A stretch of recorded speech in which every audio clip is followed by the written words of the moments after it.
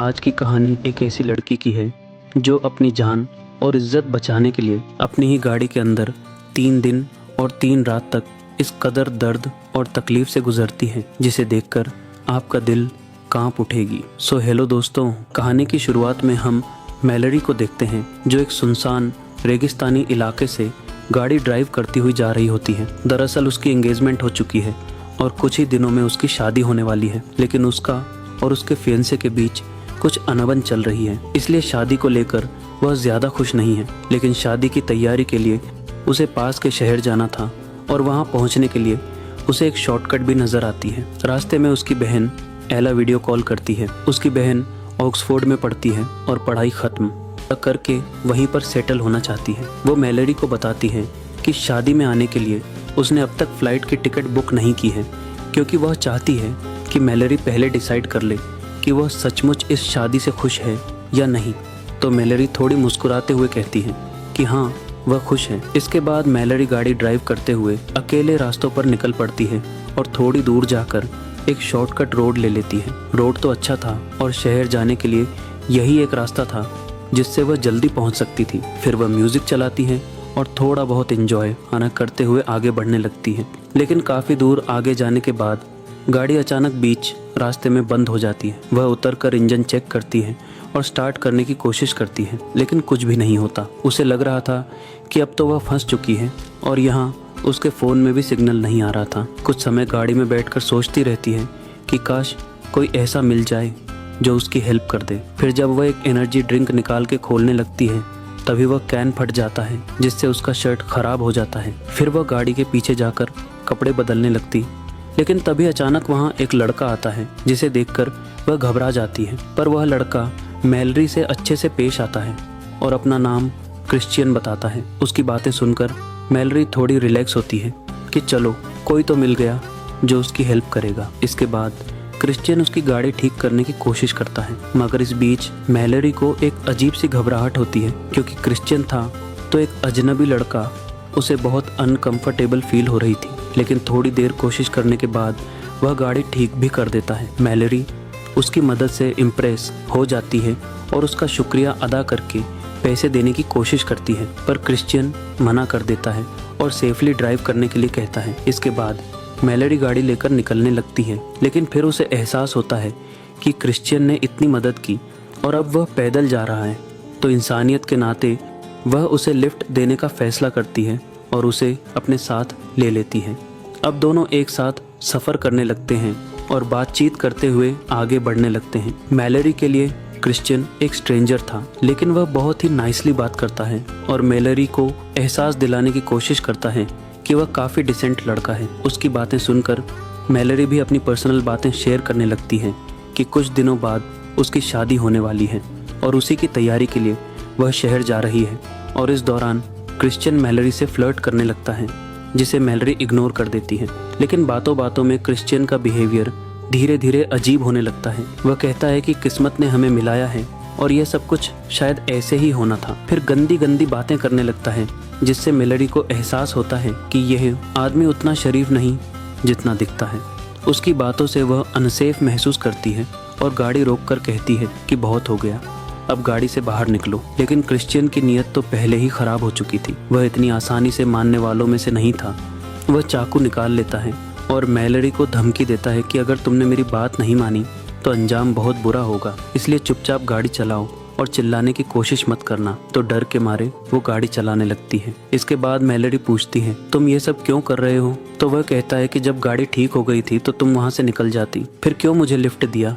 अब तुम मुझे बहुत पसंद आने लगी हो, इसलिए चलो मेरे साथ। पास में ही मेरा एक घर है, वहाँ हम दोनों साथ में रात बिताएंगे। मैलरी बहुत ज़्यादा डर जाती है, लेकिन फिर वह देखती है कि क्रिश्चियन ने सीट बेल्ट नहीं पहनी है और तभी रास्ते में एक टर्निंग भी नज़र आती है। इसके बाद वह अचानक स्पीड बढ़ा लेती है और जानबूझकर टर्निंग में जाते ही गाड़ी को खाई में गिरा देती है। फिर हम देखते हैं कि मैलरी अब गाड़ी में उल्टी लटकी हुई है। उसका एक पैर बुरी तरह सीट में फंस गया है और वह हिल भी नहीं पा रही थी। वहीं क्रिश्चियन सीट बेल्ट ना पहनने की वजह से गाड़ी के बाहर गिरकर बेहोश हो गया था, लेकिन मैलरी की हालत उससे ज़्यादा ख़राब थी। वह अपना पैर निकालने की बहुत कोशिश करती है, लेकिन रोड के बीच फंसने की वजह से पैर निकाल पाना नामुमकिन था। फिर उसे क्रिश्चियन का चाकू पड़ा हुआ नजर आता है तो उसके होश में आने से पहले मैलरी बड़ी मुश्किल से चाकू ले लेती है। तभी क्रिश्चियन होश में आकर उसके पास आ जाता है और उससे पहले मैलरी चाकू छुपा लेती है। क्रिश्चियन देखता है कि मैलरी का एक पैर फंस गया है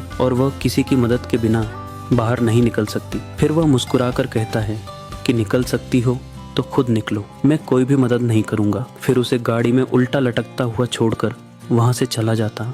मैलरी रिक्वेस्ट करने लगती है पर वह एक बात भी नहीं सुनता। अब उसके पास बचने का कोई रास्ता नहीं था। वह हेल्प के लिए बहुत चिल्लाती है लेकिन गाड़ी एक्सीडेंट होकर रोड से काफी नीचे आ गई थी और यहाँ हमें दिखाया जाता है कि गाड़ी से कुछ ही दूरी पर एक नदी है। अब रात हो चुकी थी लेकिन अब तक कोई भी मदद के लिए नहीं आया था। अभी तक पैर फंसा हुआ था और जैसे जैसे रात गहरी हो रही थी ठंड भी बढ़ती जा रही थी जिससे उसकी हालत और भी बिगड़ने लगती है। वह इधर उधर देखती है तो गाड़ी में उसका एक कपड़ा मिलता है जिसे वह पहन लेती है और गाड़ी की हीटर भी ऑन कर देती है ताकि उसे थोड़ी गर्माहट मिले।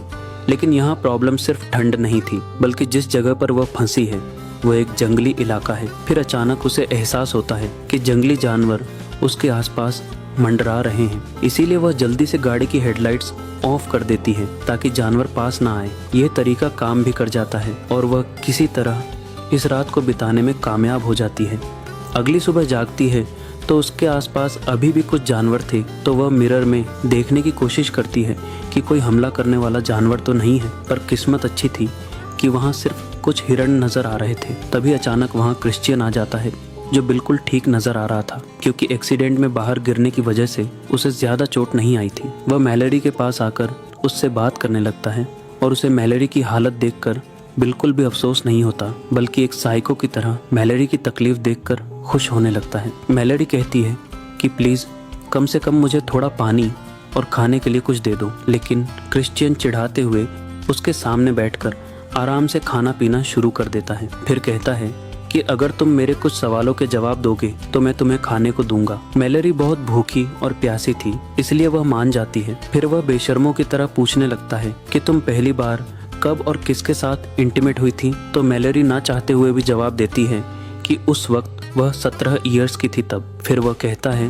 कि उस वक्त को इमेजिन करके दिखाओ तो मैलरी मजबूरी में वह भी करके दिखाती है। फिर वह कई तरह के बकवास सवाल करता है जिनका जवाब मैलरी दे देती है लेकिन फिर वह हंसने लगता है कि तुमने सच में यकीन कर लिया। अफसोस, तुम्हारी किस्मत कितनी खराब है। काश तुम मेरी बात मान लेती तो इतना बदतर मौत नहीं मिलता। फिर वह बताता है कि यहाँ से कुछ दूर मैंने एक केबिन देखा है जो शायद किसी फैमिली का है लेकिन फिलहाल वह खाली है और तुम केयरफुल रहना क्योंकि ज़्यादा देर तक शायद तुम जिंदा नहीं रह पाओगी। यह सब कहकर वह चला जाता है लेकिन मैलरी रिक्वेस्ट करती रहती है कि प्लीज़ मेरी मदद करो, ऐसे छोड़कर मत जाओ। लेकिन इसका कोई फ़ायदा नहीं होता। अब दूसरी रात आती है जहाँ चारों तरफ अंधेरा और बहुत ही ठंड होती है। उसका पैर भी सुन पड़ चुका था लेकिन इस बार फॉर्चुनेटली उसे गाड़ी में एक लाइटर मिल जाता है जिससे वह कुछ कागज़ और सामान जलाने लगती है ताकि थोड़ी रोशनी और गर्मी मिल सके। फिर वह थकान की वजह से थोड़ी देर के लिए सो जाती है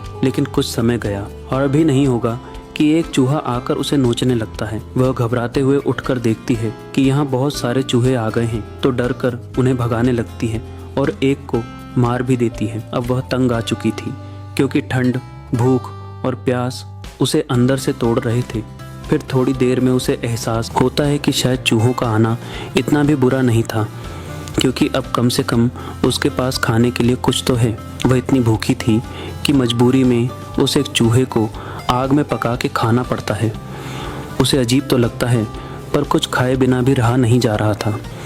इसके बाद वह थोड़ा आराम कर लेती है। फिर अगली सुबह जब जागती है तो अचानक उसके फ़ोन बजने की आवाज़ सुनाई देती है लेकिन फ़ोन उसके पहुंच से थोड़ी दूर था जिसे वह बहुत मुश्किल से अपने पास लाती है।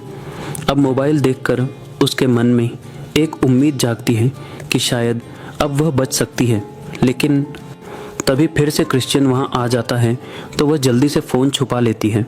अब क्रिश्चियन फिर उसी केबिन की बात करने लगता है कि केबिन में रहने वाली फैमिली वापस आ चुकी है लेकिन मैंने उनके ही केबिन में उन्हें बंद कर दिया है ताकि वह गलती से भी तुम तक ना पहुँच पाए। मगर अब तुम्हें डरने की ज़रूरत नहीं है क्योंकि मैं तुम्हारी मदद के लिए कुछ लेकर आया हूँ। लेकिन तभी मैलरी का फ़ोन बजने लगता है जिसकी आवाज़ सुनकर वह ज़बरदस्ती करके उससे फ़ोन छीन लेता है।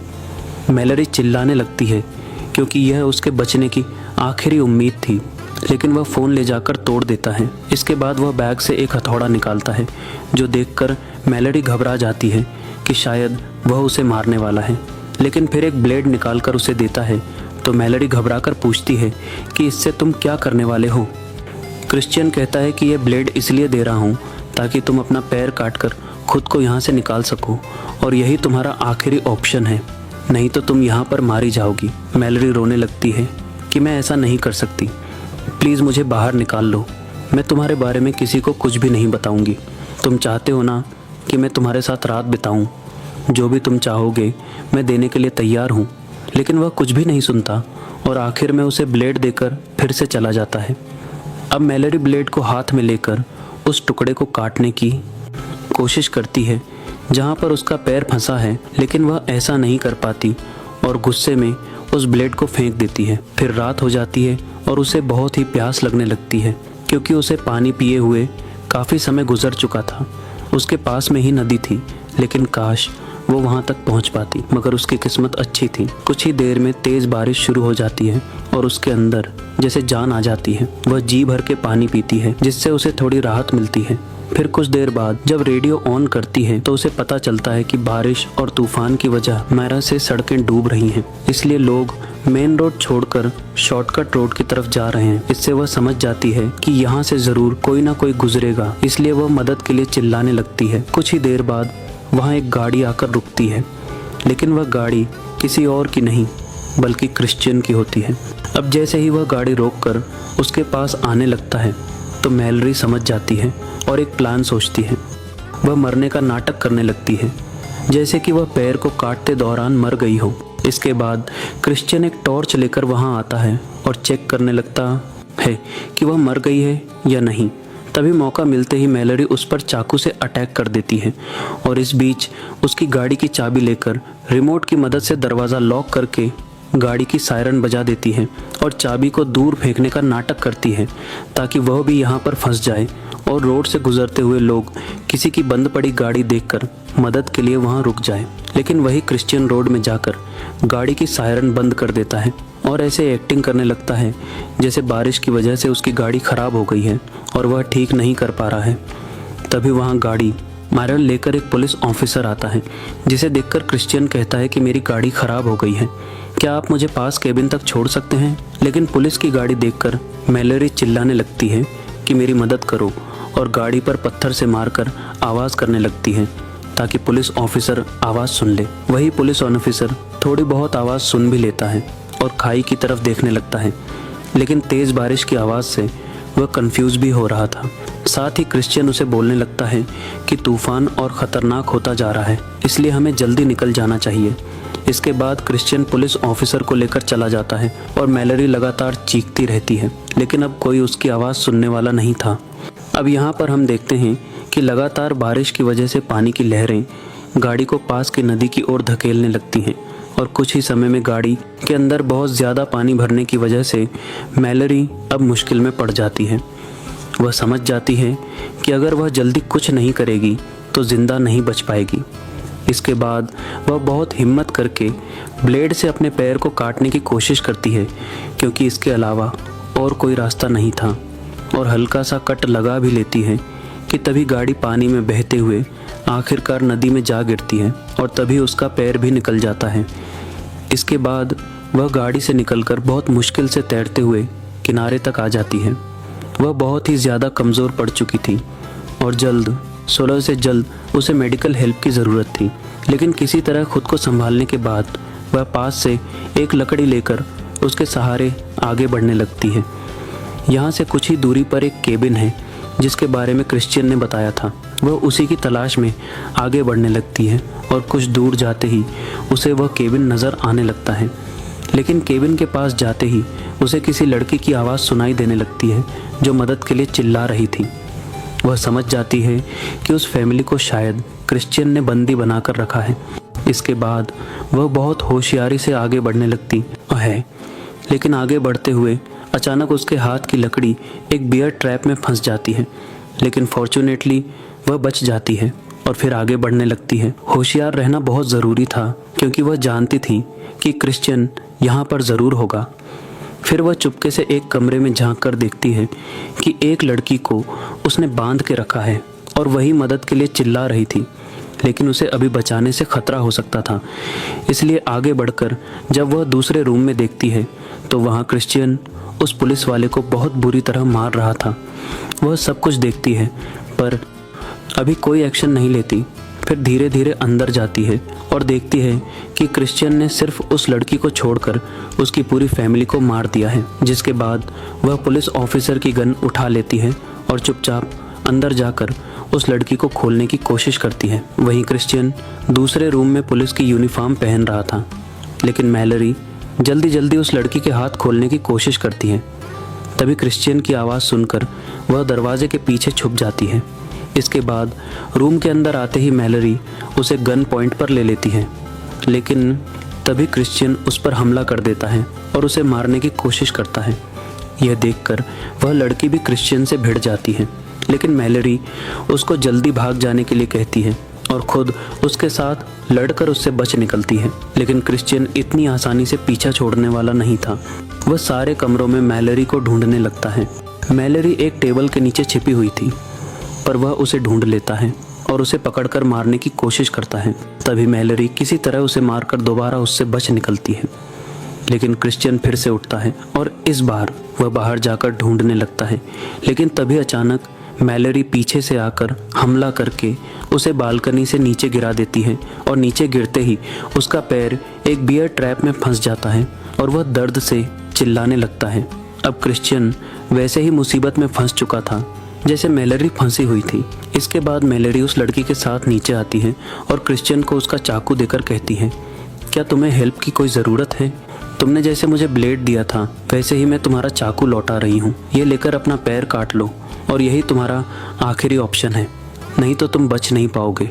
क्रिश्चियन दर्द से तड़प रहा होता है, लेकिन उसने जो भी किया इन सब का अंजाम ऐसे ही होना था। फिर मैलरी किस्मत की बात करती है कि शायद तुम सही कह रहे थे, रास्ते में हमारा मिलना और आखिर में इसी तरह तुम्हारा बेमौत मरना शायद किस्मत में ऐसा ही होना लिखा था।